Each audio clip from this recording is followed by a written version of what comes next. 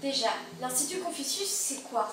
C'est des établissements à but non lucratif dont la vocation est de promouvoir l'enseignement du chinois et diffuser la culture chinoise à travers le monde. Ouais, super, mais encore, d'où ça vient? La Chine s'est en fait inspirée d'idées et expériences des Français et des Anglais avec les alliances françaises ou les British Council par exemple. Et qui sait où se trouve le siège? Il me semble que le siège il se trouve à Pékin et il est placé sous la responsabilité du Hanban. Attends, c'est quoi le Hanban? Tu te souviens, c'est le bureau de la Commission pour la diffusion internationale du chinois et ça relève du ministère de l'Éducation chinois. Et d'ailleurs, donc aujourd'hui et depuis quelques années, les instituts ils connaissent un développement fulgurant et ils sont devenus un lieu d'apprentissage et de découverte de la langue et de la culture chinoise très important. Tiens, d'ailleurs, j'ai lu quelques chiffres clés, ça peut peut-être servir. Il existe 440 établissements implantés dans 120 pays, donc soit des instituts, soit des écoles, et dont 53% se trouvent aux USA et en Europe. Le premier institut a été ouvert en 2004, en Corée du Sud, à Séoul. Et en Europe, le premier institut à voir le jour est celui de Stockholm, en Suède, et en 2005. Ok, donc premier institut dans le monde 2004, Corée du Sud, et le premier en Europe 2005. Du coup, il va demander comment fonctionnent les instituts. Est-ce que vous savez ou pas? Parce que moi, J'en ai aucune idée. La même. Ah si, moi je sais. Les instituts sont créés par des partenariats avec des universités ou des écoles.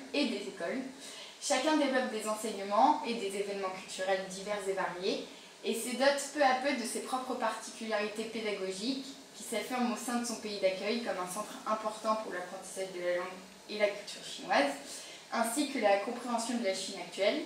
Chaque institut se soumet également à la loi du pays où il se trouve et à la surveillance et l'inspection du département compétent de l'éducation du pays. Parfait, on a terminé? Mais pas du tout. C'était que la présentation générale. Allez, assieds-toi et on continue. Tu sais pourquoi ces instituts ont été créés? Je sais qu'il y a 5 principales raisons. Bon allez, je pense que du coup s'il y en a 5, on peut en citer une chacune. Ok.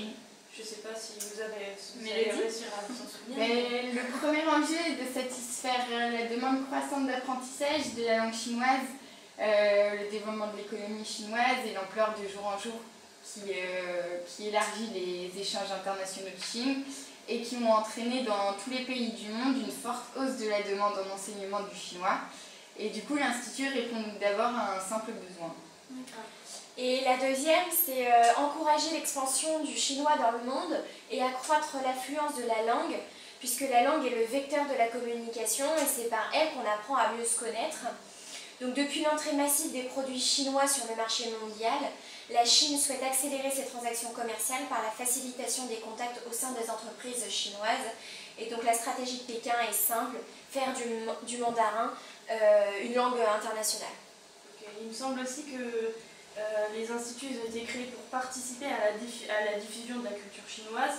Et donc toute grande puissance économique, elle souhaite devenir une puissance culturelle.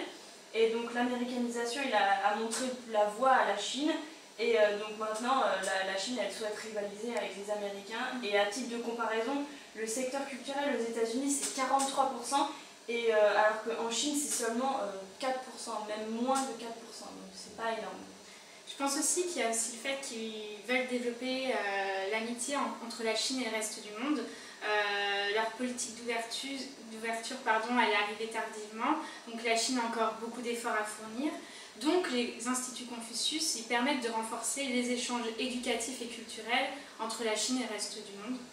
Oui, mais ils veulent aussi en retirer des avantages économiques. La localisation des instituts n'est pas due au hasard. Ils sont logés au cœur des structures éducatives, des écoles et des universités, ce qui leur permet d'identifier et éventuellement recruter des meilleurs éléments, de capter les informations comme la recherche et développement, les techniques de management ou les courants de pensée, de pénétrer les réseaux universitaires ou encore de bénéficier du dynamisme de la diaspora. Oui, donc en fait, pour résumer, on peut dire que les instituts Confucius, ils participent à la stratégie d'expansion culturelle chinoise. Ouais. On est d'accord.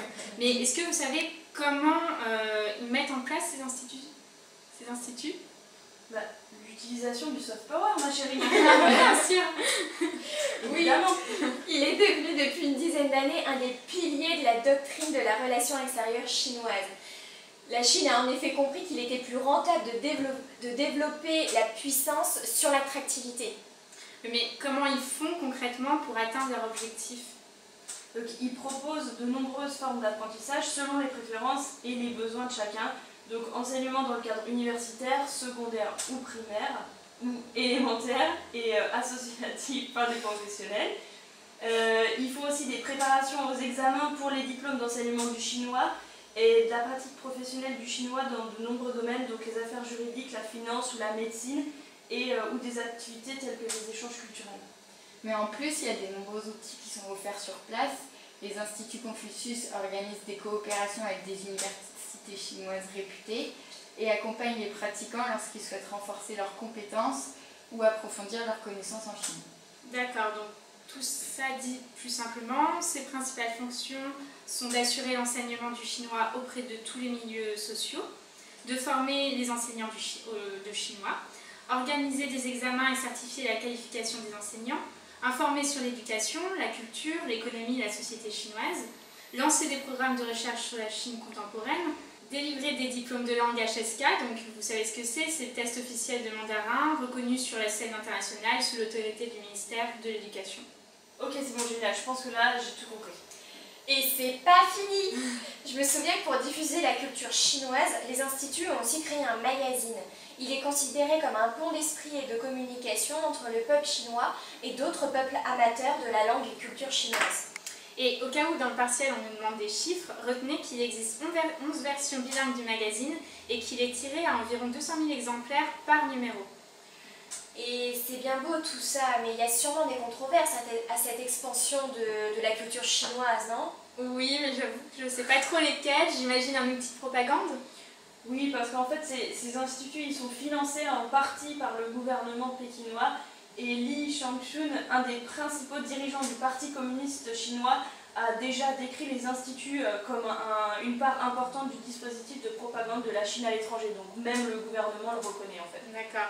Et il me semble aussi qu'il y a des controverses liées au manquement au principe de liberté d'expression, non? Si les instituts sont dirigés par le Parti communiste chinois et plusieurs universités se plaignent du contrôle de ce qui est enseigné et discuté en classe. Okay. Bon, je pense que c'est bon, non? Bah oui, si on a ça, je pense qu'on aura, si on sait ça, on aura 20. Ouais, j'espère, hein, au moins. Bon courage les filles! Bon courage! Bon courage.